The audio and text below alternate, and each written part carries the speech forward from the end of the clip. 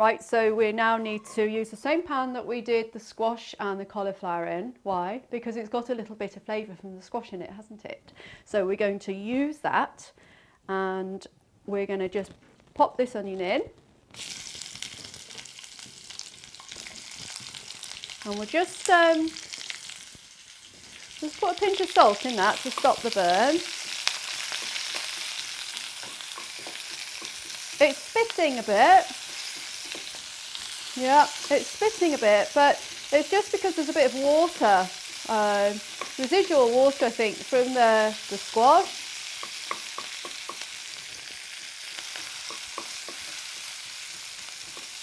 So we've got this lovely aroma now of onions coming. Onions cooking. Lovely.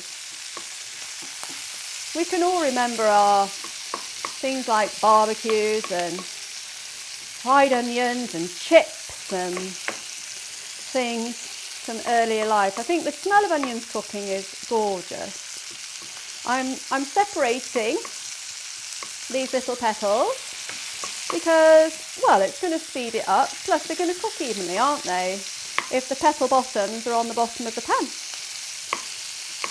Can get a bit stubbornly clinging together. That's okay.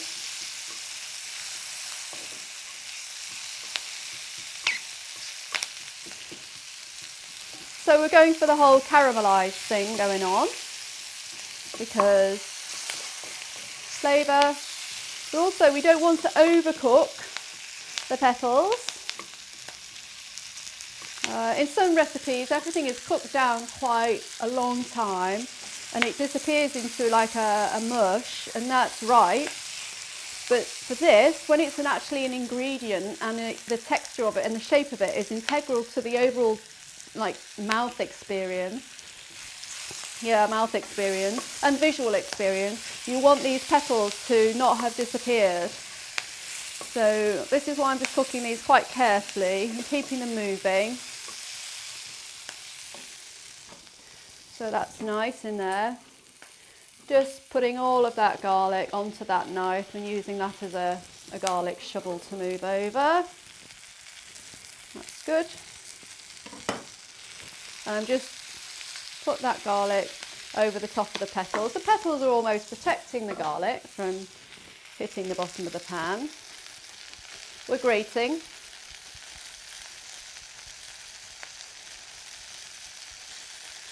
I've got one of those OXO box graters, you know, those bigger things with 4 sides.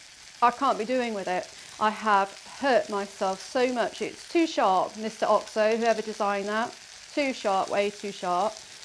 You might be all right, but no, for me it's a no.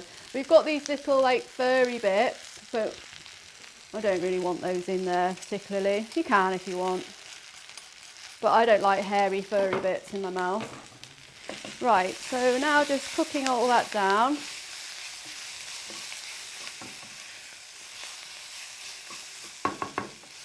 And do you know this spoon that I'm using, it was my grandma's. I've kept it. I like that. It's quite short handled though. But if you start your cookery journey and you've got anything special, do hold on to it, because it's just really nice to have, you know, use things in your life that you really treasure. I mean, if my grandma saw me now, she would just be, well, she'd be very pleased, I think, wouldn't she? Now, I can see that this is becoming a little bit on the hot side. So to control this, I'm taking it off the heat. And I'm just going to leave that there whilst I prepare the spices. So for the spices, we have gorgeous turmeric, half a tablespoon, Lush. On the other side of this clever gadget, we've got half a tablespoon, and this is coriander seed. In catering, you see, I buy spices by the kilo or even the 2 kilo, and I will buy coriander seeds and I will hand grind them, because then they don't get too hot and it doesn't affect the flavour. But in this course I am showing ground spices, you know, that have been bought ground. But if you can, if you have the will, if you have the time, buy your own and grind. Right, so we've got these 2 in. I've mixed them because, as always, we mix the dry, we mix the wet, then we mix the wet and the dry together. That is the essence of good baking in vegan cuisine, and this is also the essence of good savoury food. So I'm just going to put the spices now into this mix and mix around. And I'm not going to just put any more heat on this at the moment. This pan is nice and warm, and I'm just going to mix that round and let that pan cool slightly because it's become a little bit on the hot side.